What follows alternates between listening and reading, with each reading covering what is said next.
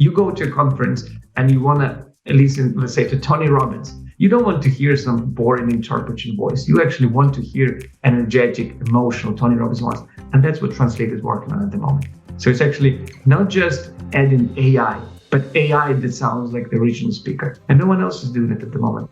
This is something that's going to happen. If somebody else is faster than us, they will have this product on the market. But that's essentially what's going to happen. It's just a matter of time who gets it first. Welcome to today's VidTao podcast. This is VidTao co-founder Ian Naj, and today we're talking with Mr. Alex Chernenko. Alex is CEO and co-founder of Translit, so Translit, translit.ie, translit.com. It's a really interesting on-demand interpreting and translation software and service. Started out as basically the Uber of interpretation and translation and has really expanded to being a whole lot more than that. Today, specifically, we're going to be talking about some tactics and strategies around expanding your marketing to go global beyond just one language and the opportunity that exists there. Doing some pretty simple things, actually, specifically something that Alex calls transcreation. So not just translating your marketing materials, but actually transcreating them, meaning going deeper in terms of the context of your marketing specific to different global areas, the keywords, the metadata, et cetera. All this stuff is something we're going to go into on the chat. And Alex has developed some really, really cool technology around artificial intelligence, real-time interpretation, and a lot of other stuff. So really interesting chat. Going to hear how also he's able to get over 65% open rate with his cold email campaigns. He does a lot of outreach to get some really large government contracts. So going to hear a lot about his journey growing this startup since he started back in 2009 to now where he's really on the up and up. So really looking forward to chatting with Alex, and let's get into the podcast. This podcast is brought to you by VidTao.com. VidTao is our free YouTube ad library and spy tool, research tool. It's VidTao.com. At VidTao, we have close to 1 million unlisted YouTube video ads that you can search, find, discover how they're doing on a day-by-day basis. So you can really see what ads your competitors are running, see ads in different markets that you can model to create new winning ads for yourself, and a whole lot more. It's all there inside VidTao.com. Plus, we have a premium edition. So the database is free to access, but then we also have a premium edition where you have full unlimited access to the database. And inside there, we also provide training. So we also run an agency called Inceptly. That's INCEPTLY, Inceptly.com, where we've managed over $150 million on YouTube. It's a video traffic agency, and we've worked with everyone from brands like Descript.com, Huel, to real scrappy direct response, info products, supplements, health, beauty, e-commerce, you name it, we've done it, and love sharing what we've learned. Every week we drop new training in there, everything from YouTube ad media buying to running e-commerce creatives on YouTube to hardcore tracking and attribution tutorials to really level up your data science game for advertising, and everything in between. Right now, as we speak, we're working on a training regarding YouTube Shorts. Hopefully we'll be live by the time you hear this. On and on and on. This is our passion, is video advertising, and we want to share it with you inside of VidTao Premium. And actually right now, for a limited time, you can get access to VidTao Premium for a very special price. So if you go to VidTao.com, sign up for free, check out the database, upgrade to premium for this very special price, you'll get access to all of the database and all the trainings. And also wanted to add that at Inceptly, we do free brainstorm calls with clients like you. So if you ever want to get help or ask questions about your YouTube ads, your video traffic on other platforms, we're available to chat. Just go to inceptly.com/call, CALL, and set up a time to chat. It's free and would love to speak with you. Our team's waiting to speak with you. So without further ado, let's get into the show. Welcome to the show, Mr. Alex Chernenko. Fantastic to have you here. Thank you for joining us. Yeah, thanks for inviting me. I'm glad to be here. Yeah. So for everyone out there, so Alex is CEO and founder of translate.com and fantastic translation, sort of the Uber of translation services is how I've heard it described. Is that accurate, would you say? It was one of the first phrase we used when the first language technology came out. Since then, the messaging and the pivot has slightly changed, but that was the kind of the original angle when the product we built went out. That's how we kind of assume this out. We are democratizing language interpretation sector. What Uber did for the taxi industry, we were planning to do it for the language industry, but that was pre-pandemic 2019, and the story has slightly changed since then. Absolutely. So, I'd love to just take a few steps back prior to that, and then love to go forward from that point. So, you're in Limerick, Ireland, right? That's where you're based, along with Cork and Dublin. Yes. Yeah. For the last nearly 20 years. That's amazing. And you're originally from Ukraine, right? Right. So how did you end up in Ireland, first of all? Well, I took a plane. That's the short answer. You didn't swim there, okay? The long answer is my parents went kind of looking for job opportunity. At that time, it was very difficult to leave Ukraine, but they managed to get here, and there was very few, let's say, Eastern Europeans at that time. And kind of my parents decided to stay, invited me over for summer, just for the 3 months. I came in for 3 months and I liked the country and I decided to stay here as well. And since then, haven't left. That's fantastic. And and then fast forward to 2019 and you're pivoting into a translation business. So how did you even come up with that idea in the first place? Yeah, so I started the company back in 2009. So for the first 10 years, we operated as a classical language service provider, just doing translation, interpreting, localization, the kind of, let's say the classical language services. But then, I'm a computer engineer by degree myself, and I always had this passion for kind of languages and technology. And I thought, listen, we've been doing things for 10 years without technology. If we want to stay in business and be competitive, we have to come up. And I've been looking for inspirations, looking for various, let's say, angles that we could take on. And interpreting was the core service that we put in front of the business. And that is actually one of the areas that hasn't seen a lot of improvement. Like we have Google Translate for translation and artificial intelligence, but the voice side of things has been slightly lagging behind. So we came up with the idea of this kind of marketplace where you don't necessarily need to go to an agency to book an interpreter. You can just go to a marketplace or an app, Uber or, food type business where you can just go in and book. Someone could just come in and you can see their reviews and you can do all that. So that was the kind of idea behind it. It's actually democratizing specific voice language services where you can hire somebody without having to wait for 2 days for some company to send you a person that you don't even know if they're good or not. That's kind of how the idea came up. Got it. So it's very interesting because you have two sort of acquisition challenges there, right? You need to acquire translators and you also need to acquire end users. So can you walk me through? So what were your first attempts at building those two sets of folks to really enable both sides of the marketplace? Yeah. So in terms of user acquisition, we were very fast in terms of putting interpreters on that. So we kind of put in over 2,000 interpreters within very short space of time because we have built a database of translators, interpreters over the years. So it was very easy to invite them to register. However, because the solution was new to the market, it was not known by the clients themselves. So we got a couple of business clients initially to go there, and they started posting a couple of jobs. And we were assuming that other language service providers would be willingly coming over and starting using it for their own projects, because we said, hey guys, we just uploaded more than 2,000 of our own interpreters to the database. We're promoting it. If you come in and start using it and invite your own interpreters, you will, everybody will win at the end of the day, because everybody can tap into pool of interpreters for the project without being stuck. But other LSPs were actually not able to come in because they were afraid we could steal their users for our own kind of business.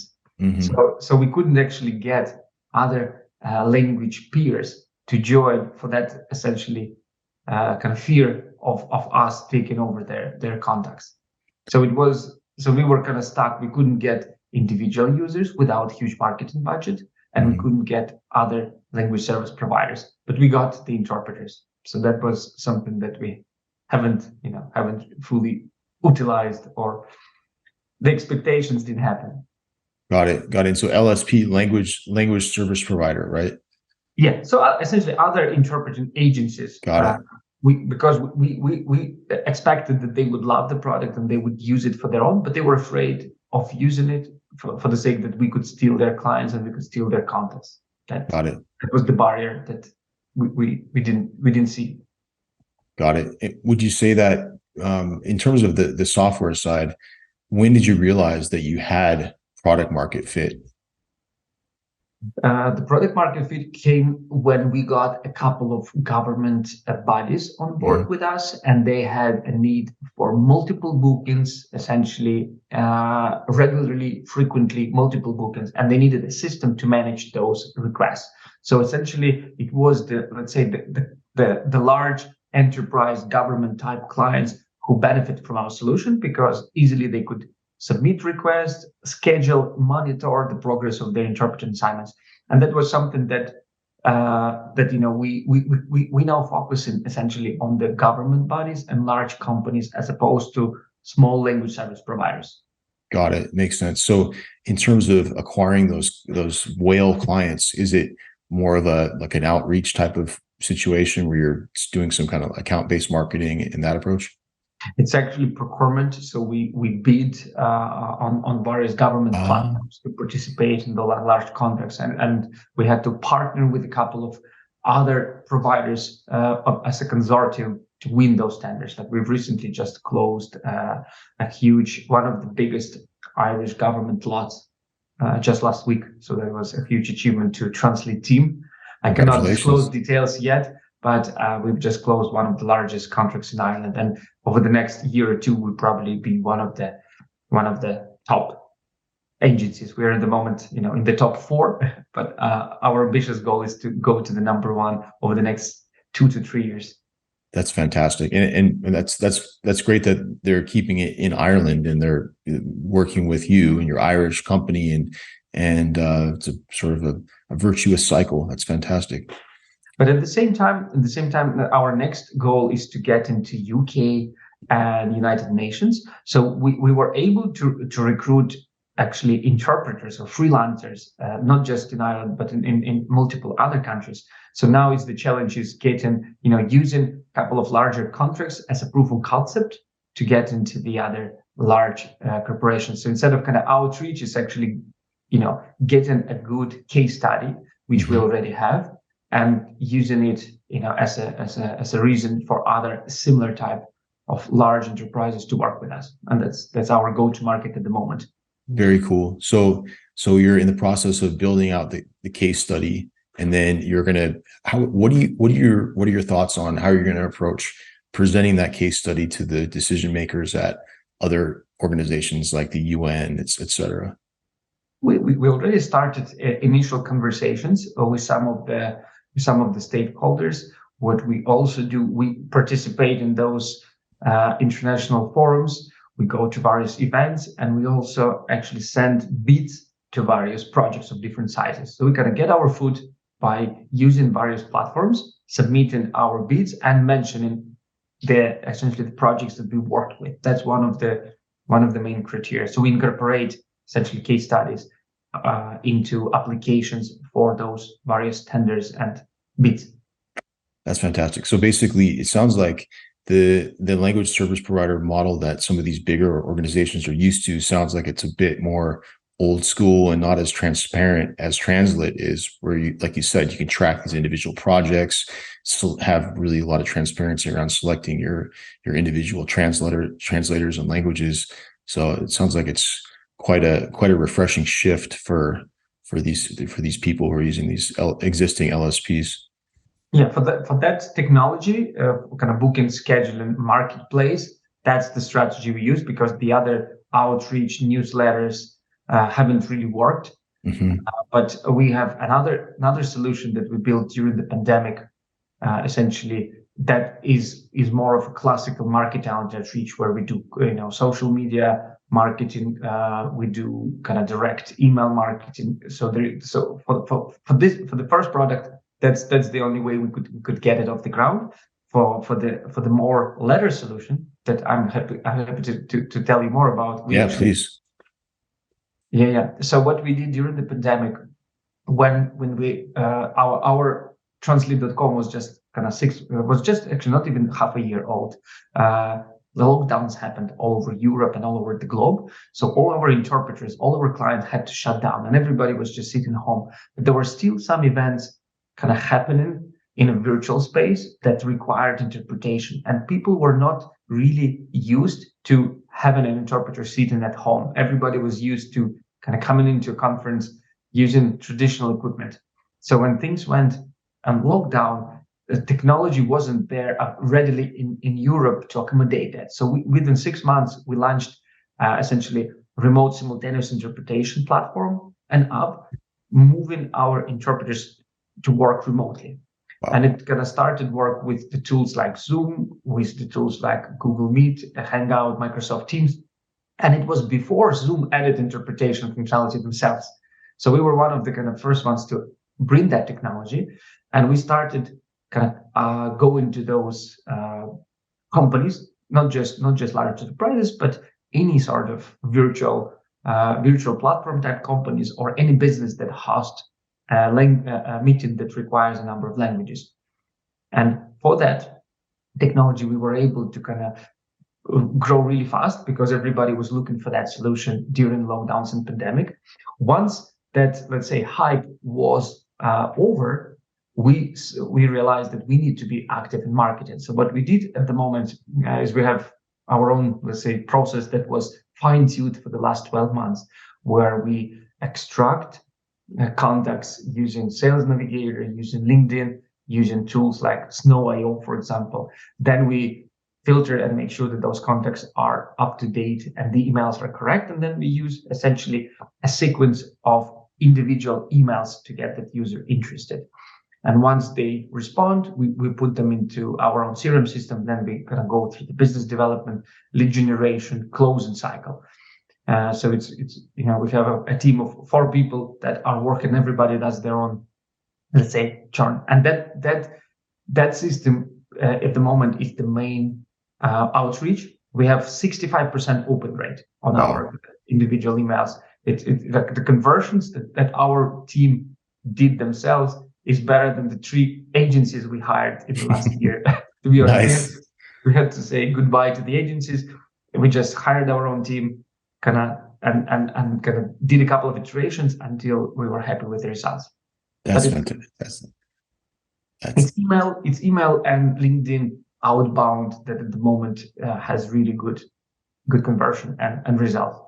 So are you in that? I mean, so just so I'm clear, this technology, this is the online equivalent of what you might see people using at the UN, where you have, say, a speaker on stage, and then you have hundreds of different languages being translated, or that speech being translated live, real time, into like live audio to all the attendees. Is that the same kind of use case, but exactly. In the virtual? Okay, got it. That's really impressive. But the good news is that the technology works with on-site events, offline events, and hybrid events, and it works with not just conferences but also like business meetings, group sessions, Q&As, or even like a online streaming where somebody streams something and they would like the audience to be not just one language of the original speaker, but multiple. So essentially, it's multi use case. But yeah, it would be one of those use cases. Very cool. So I have 2 follow-up questions on that. First of all, it's crazy. 65% open rates on your outreach emails, cold outreach emails. What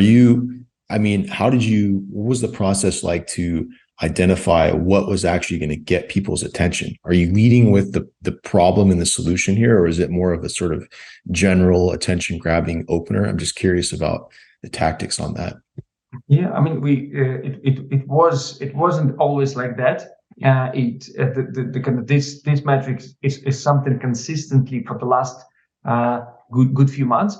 So what we are now doing, we're actually doing campaigns. So we're finding. I'm going to give you an example. For example, at this time of the year, we have, let's say, annual investor meetings where companies report on their last year's financial statements. They give a board update to the investors. And because investors are being globally, sometimes those meetings are streamed in multiple languages.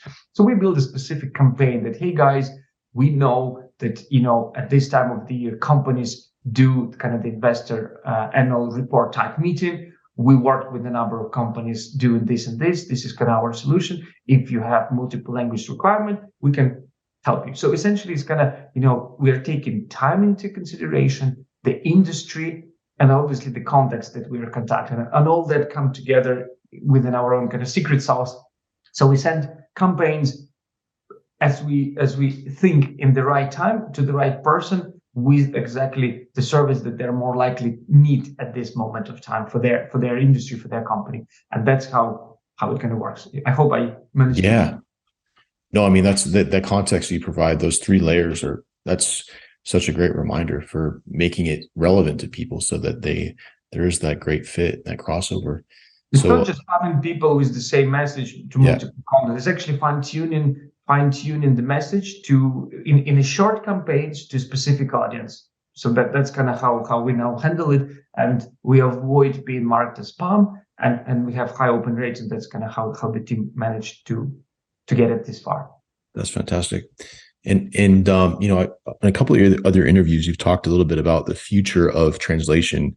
And, obviously it's interesting because as far as I'm aware, you're mostly right now, you're really tapping into human networks, right? Of like professional translators. That's what you're tapping into for all this. I'm just curious your opinion about the threat or the sort of opportunity of AI speech to speech or speech to text to speech translation in real time, for instance. Do you think the tech's there yet, or just curious? Yeah, this is kind of one of the topics that I'm very much following and interested about. And I actually gave a couple of topics on kind of the future of the language technology. And after the most recent Web Summit, let's put it this way. I actually defined my own vision. So it has been shaping over the last 2 years, but now I know exactly what we will be doing, and I know exactly where everything is headed. And I'm going to give you that version at the moment. That sounds really interesting. So we made a strategic decision in 2018 to kind of step down from translation. We still do it, but it became a secondary, priority, and interpreting became first. And believe it or not, but just a couple of months ago, a research came out that in the United States, the translation rates has been dropping since 2018. I was not aware of that. But that's the industry. Because of the machine translation became so good, people are now charging less than what they used in 2018, despite obviously everything else is rising. So translators basically cannot afford to live in now because their utility cost, food cost, rents, fuel, all of that went up. But actually they are charging now less than what they used. It's official research. So that was one kind of strategic decision that I made. And I maybe guessed, I don't know what I was thinking, but we made the decision and it worked out. But now we know that what happened to the translation industry is going to happen to the interpreting industry at some stage. And the companies that are actually becoming deep tech and into that AI speech to speech, they will be at the forefront because the interpreters and reliance on humans will decline over time. We already seen just the tips of the iceberg of that. It's only starting, but it's I would say another couple of years. So what's going to happen, and what we are working on at the moment, our solution for remote, simultaneous, and multilingual events, conferences. What we are plugging in at the moment is live captions transcription, which is already out of the box solution. There's nothing unique about it. But then synthetic voice became now so good that it's indistinguishable by the human ear. Wow. And at the Web Summit, we actually met a really interesting startup that came up with their own solution to mimic the voices of anyone. So they could basically take your sample of voice and give you back synthetic voice that sounds exactly like you. So Nice. we are actually now talking to this company to incorporate their tech into our technology so that when we are interpreting at conferences, it's actually the original speaker voice. You go to a conference and you want to listen, let's say, to Tony Robbins. You don't want to hear some boring interpretation voice. You actually want to hear energetic, emotional Tony Robbins voice. And that's what Translate is working on at the moment. So it's actually Wow. not just adding AI, but AI that sounds like the original speaker. And no one else is doing it at the moment. But this is something this is something that's going to happen. If somebody else is faster than us, they will have this product on the market. But that's essentially what's going to happen. It's just a matter of time who gets it first. I mean, that's fantastic. And also the thing is that, obviously the tech might already exist, but you have all these contacts. You have all the, you're able to close these huge deals with governments and organizations and everything else because you have this flow so dialed in. You have these 4 people on your team working full time and doing that. And if you're getting 65% open rates, et cetera, et cetera. The thing I always like to think about is my co-founder, actually, Brad, he's the one who thought of this idea. It was, GPT-3. I think the OpenAI's revenue is something like, it's like 5 million a year or something like that. Maybe it's 5 to 10 million. I can't remember. But you have what's it called? Jasper.ai, right? Which is a AI GPT-3 based automated writing app where they're valued at over $1 billion. And I think the revenue is over $100 million a year. And they use GPT-3 to run it. So in the same way that you have this tech that you are going to have this happy relationship with that you met at Web Summit, the fact that you have the acquisition element dialed for Translate is, that's amazing. So that's really cool. And but I just want to clarify one thing. So basically, you're saying that if I was to listen to, let's say I could speak Gaelic, right? Which I can't, or Irish Gaelic. Is it, you call it just Irish, or you call it? I'm so ignorant. What's the language? The Irish language is it called Irish, or what's the? Well, it's called Irish Gaelic, and then there is Scottish Gaelic. So Gaelic basically it's so let's put it this: Gaelic is the base language, and then Irish or Scottish would be like a dialects of the Gaelic language if you look at it from historical point of view. But yeah, it's Irish Gaelic would be Irish Gaelic, the full version. Okay, got it. So let's pretend that I spoke Irish Gaelic, and like you said, I was at a Tony Robbins event, and I didn't speak English, and I wanted to have an interpretation. AI translates AI interpretation into Irish Gaelic. You're saying that the Irish Gaelic speech would be in Tony Robbins' voice. That's essentially the next phase. That's amazing. I cannot say when this will be done. So at the moment, the way it works, there is a preparation needed. So we take someone's voice, then we hand it over to the training machine. It trains, and then it basically can speak that voice. Mm-hmm. And then you still have to run live caption and transcription service so that it extracts the voice. Then you have to run the machine translation to translate it, and then you give it to the trained voice engine. So at the moment, there is kind of three components that work, and each one of them has its own delay. So the question is now, how do we package it so that it becomes with very little delay? And so there is a technical now challenge that we are working on, and it's still this end-to-end solution where we can provide AI powered machine interpreting at the original speaker's voice. That's yet to be released. We don't expect it anytime soon. So it's not a 3 months. It's probably going to be more long term. But that's what I'm really passionate about, and that's what I really want to bring to the market. That's amazing. I love that. And then I'm just curious, do you have any, is there a benchmark for human interpreters? So there must be some kind of thinking gap that takes place. Is there, what's the typical gap between, the actual live speaker and then the interpreted speech? Is there any kind of typical gap between those two?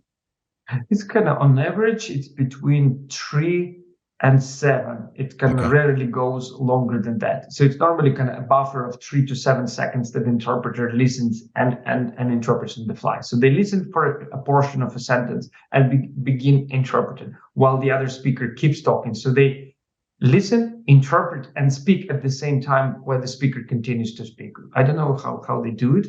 That's The amazing. simultaneous interpreters, they're people out of this world. I, essentially bow in front of them. Yeah. I've never done simultaneous interpreting myself. I only worked as consecutive, where somebody speaks, pauses, and then I would translate. I still don't understand what happens in their head, how they can do it. It's only a few people who can actually do this type of work. They're unique.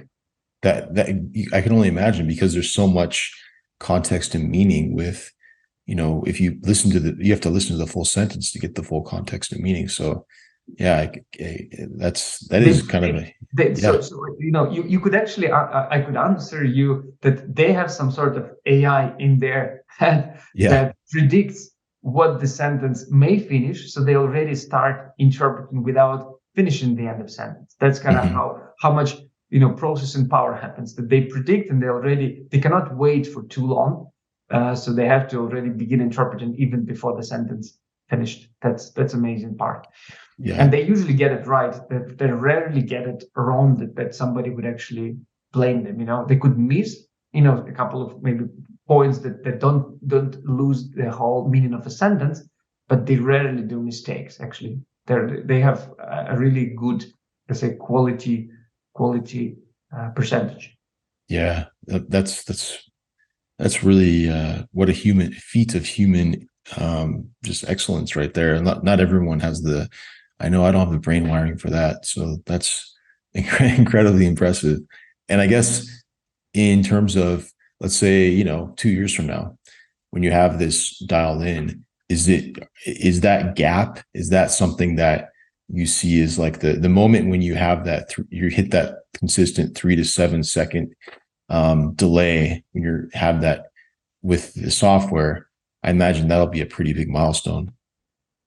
Yes, and I think it might be even shorter. So kind of 3 to 7 is the maximum, but normally for current, the current delay of a live translation is defined by the delay of live captions. That's normally that's essentially the bottleneck. So if somebody says a sentence until kind of the system recognizes it as own sentence or some sort of punctuation, sometimes it changes the words.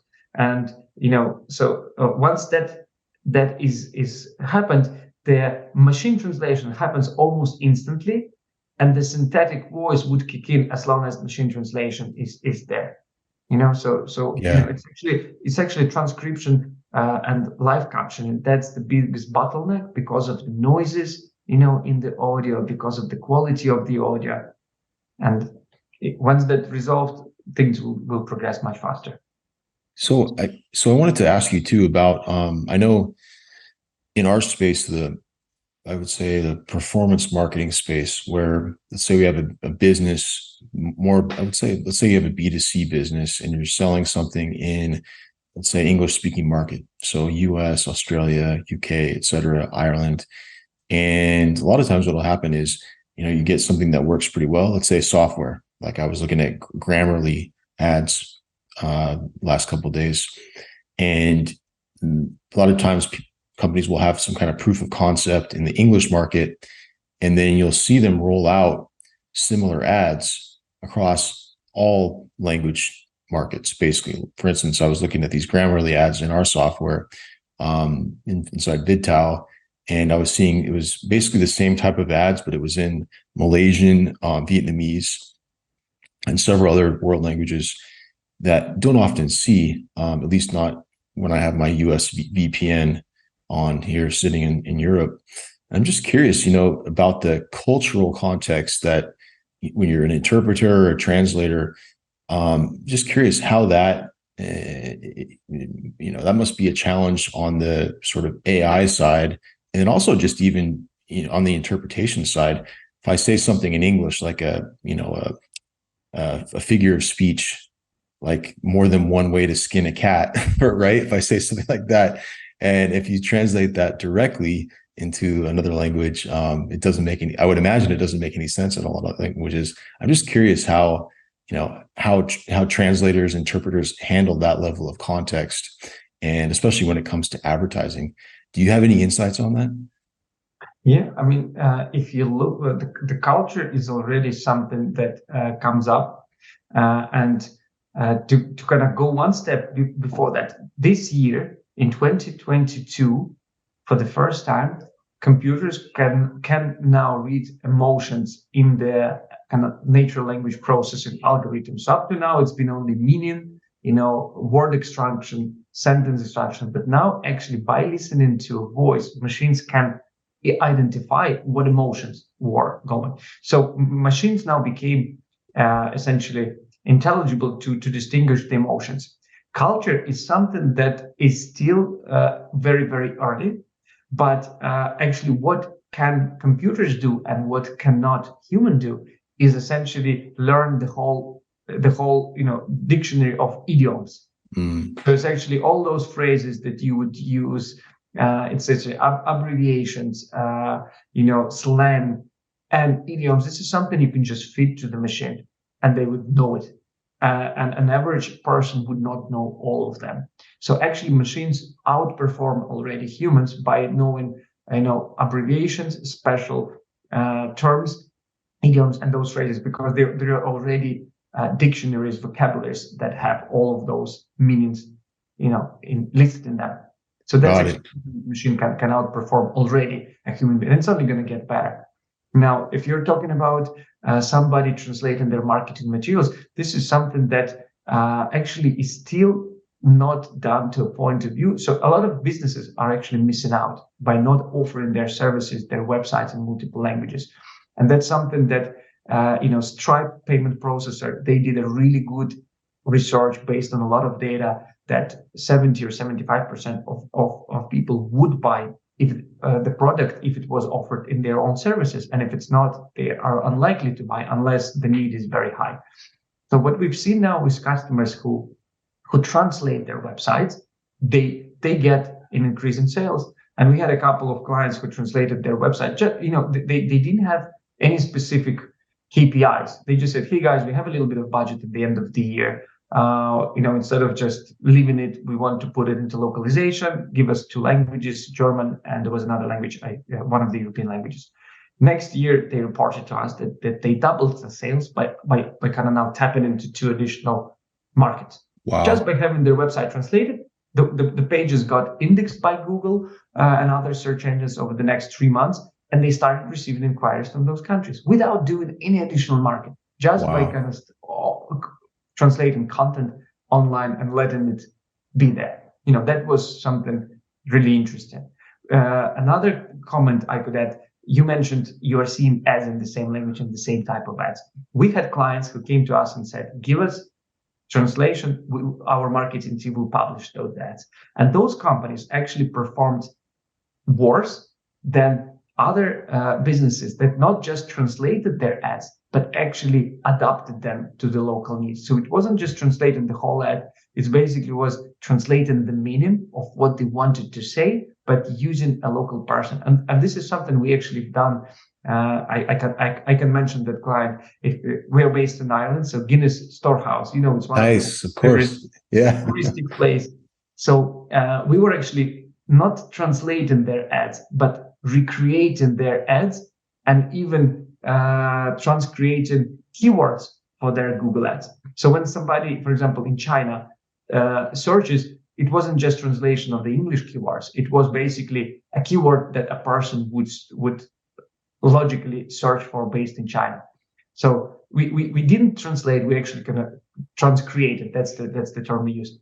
And they actually performed well because there's certain limitations on how many characters Google can handle if it's not Latin letters. So there was a lot of research behind marketing angle and not just translating the whole thing word for word, but actually kind of doing it based by local natives.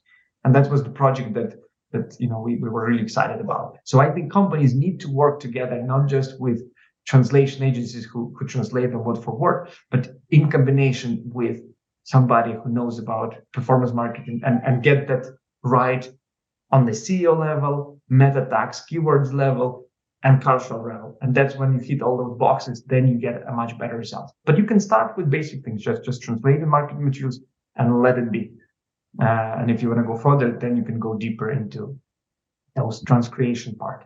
Wow. I mean, to use another idiom, what a low-hanging fruit, right? It's the same, it's already there, and you go to translit.com and you can find someone to help you transcreate, as you put it, your marketing material. Say your content, keyword, metadata, let's say you're doing search ads, transcreating that into the different languages and seeing how that goes. I mean, that's brilliant.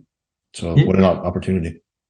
Thanks again. Just a little clarification. So we decided to split the corporate services from the tech solutions so that people don't get confused. So we use translate.com for booking scheduling, and that's the solution we talked initially. The remote interpreting, we put it at rsi.translate.com, and anything to do with translation or localization services, that's something we use our Irish domain, translate.ie. That just to not to mix everything into one website, confusing people. So we promote different solutions differently, and each team has its own kind of KPIs. So we kind of split it by domain to make things easier for us to manage. That's got it. We'll definitely make sure to clarify that in our notes on the call here. But it's fantastic. Definitely recommend people do that. And yeah, so much opportunity there. Everyone's online. Everyone's watching videos, reading content in all sorts of different languages. So why not make it native to whatever language they're most comfortable with? That's perfect. Yeah. Yeah. So it's interesting. So how has it been, as founder and CEO, growing the team from the initial use case, right? Translate.ie getting started back in 2009.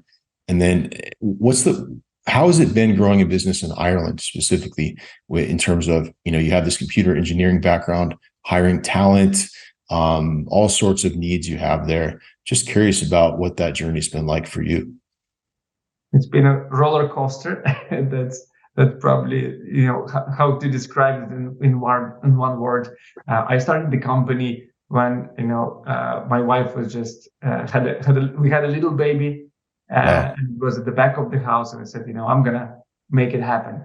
And then one of the worst recessions came in 2009. Yep.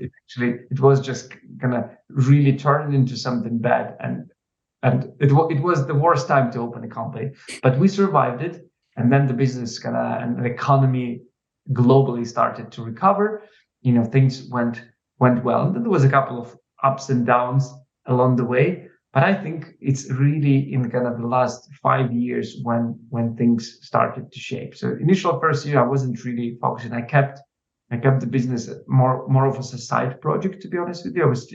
I was still trying to do other things on the end. And then when I realized that actually it's huge potential, we started getting some big names of clients, like large pharmaceutical companies coming to us, payments, financial institutions. That's when I realized that actually the company grew organically without me doing a lot of marketing. And over the last 5 years, we actually started putting a whole marketing team and a lot of outbound. But for the first, 8 years, it just grew naturally, just by word of the mouth, by other client referrals and website. That at that stage was very easy to promote with older Google algorithms. Nice. That's awesome. And then, so you got started in Limerick then, or Cork? Started in Limerick, then we had an office in Dublin, then we moved back to Cork, and we had 3 offices at the same time. During the pandemic, when everything went in lockdown and people started working from home, we closed one office because there was no need, and now we have 2 offices, and most of our team is actually now working from home, and that's something that changed during the pandemic. And I think many companies allowed their employees to continue working remotely even after lockdowns have stopped. What sort of communications stack do you use in terms of meetings and just internal messaging? Just curious about that. We use a CRM system, and CRM comes in with chat. So kind of managing projects, leads, clients, and chat features. It's all done in our CRM system. And then we use Google Meet for phone calls. Sometimes we use Zoom, but essentially it's a infrastructure of Google workspace services and our CRM, most of them. Got it. We use Bittrex 24 as our CRM. Got it. Very cool. So what would you say in terms of, so you have this, now you have, after Web Summit, you have this vision now, right? Where you want to go with Translit. And so what are for the immediate future, what would you say are your biggest milestones you're looking to hit?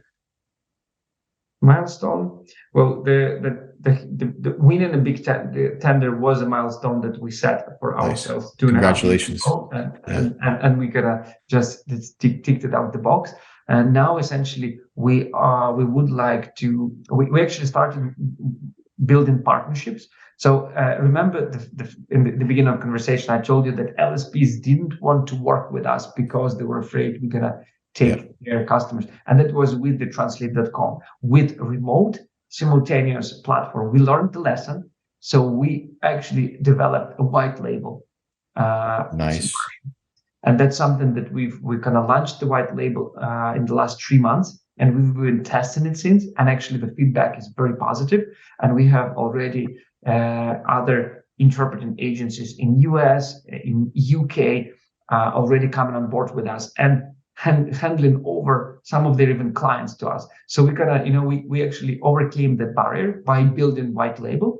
And essentially some clients even prefer to hand over the client to us so that we help them win that business because they know we're not going to take it away from them. So that was an interesting insight.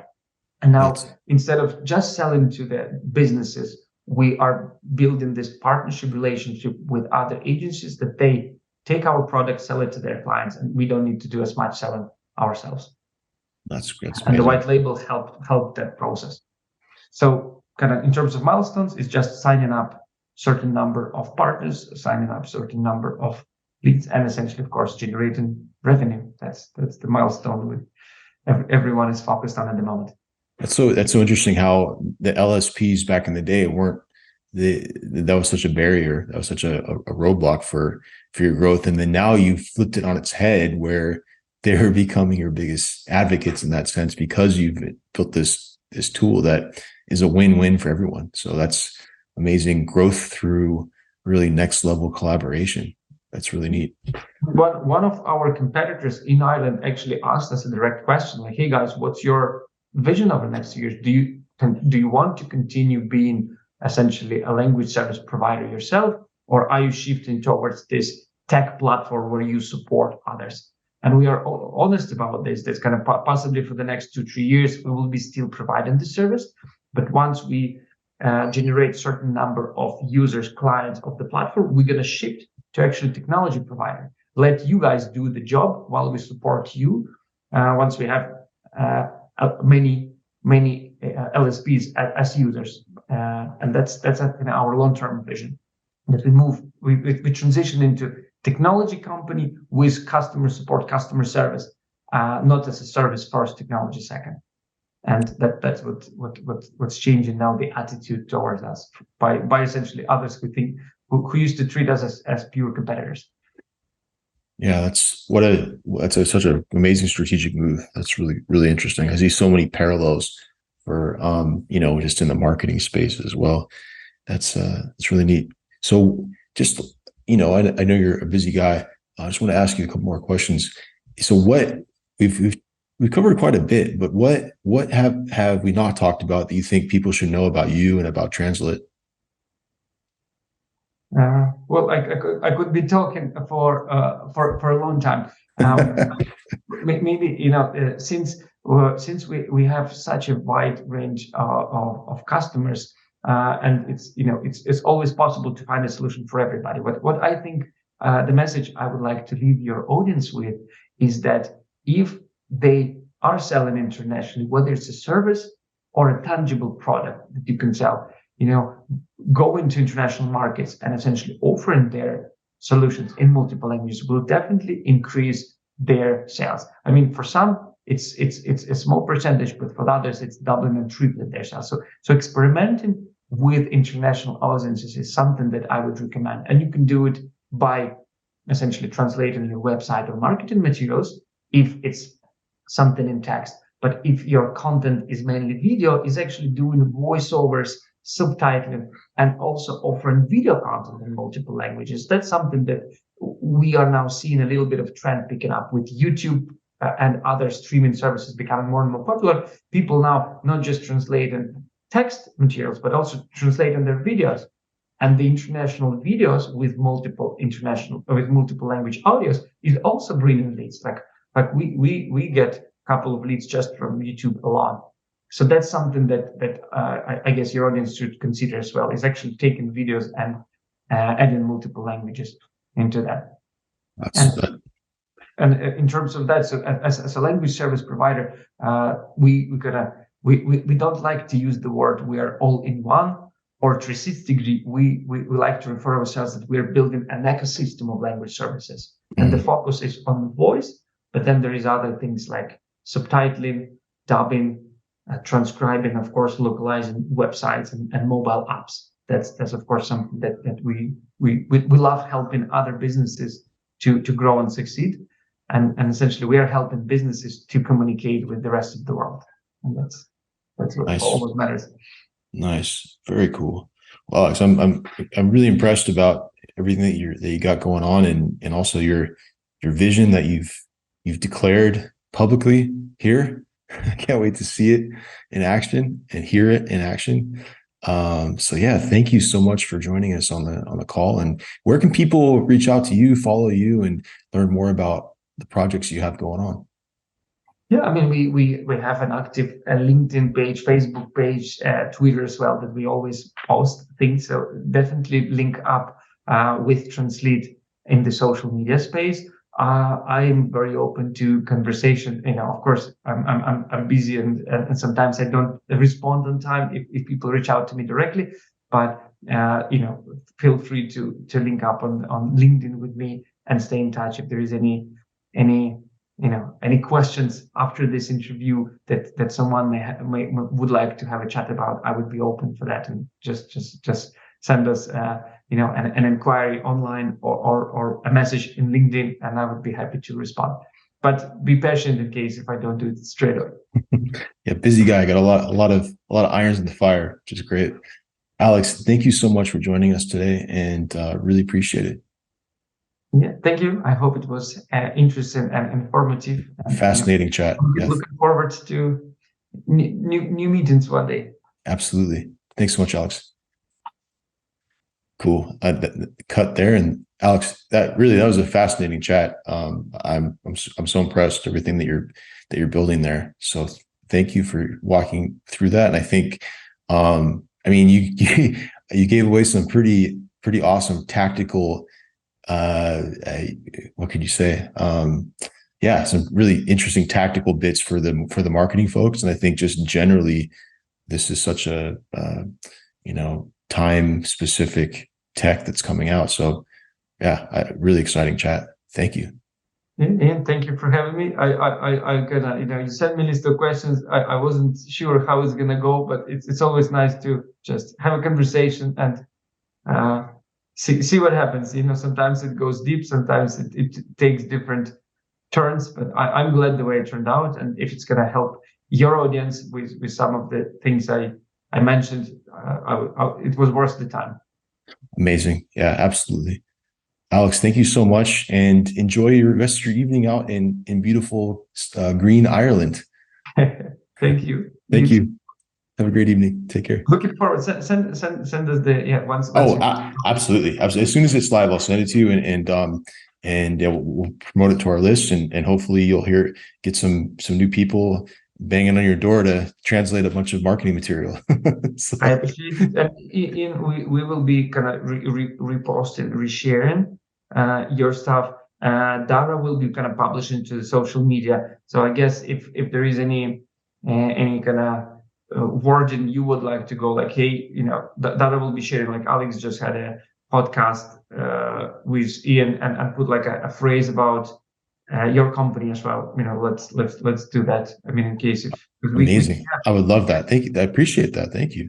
Our network isn't large, but we have I think we have over 10,000 in kind of followers, and we probably will be also sending a newsletter before Christmas to our audience, and we'll just include any kind of podcast that came out.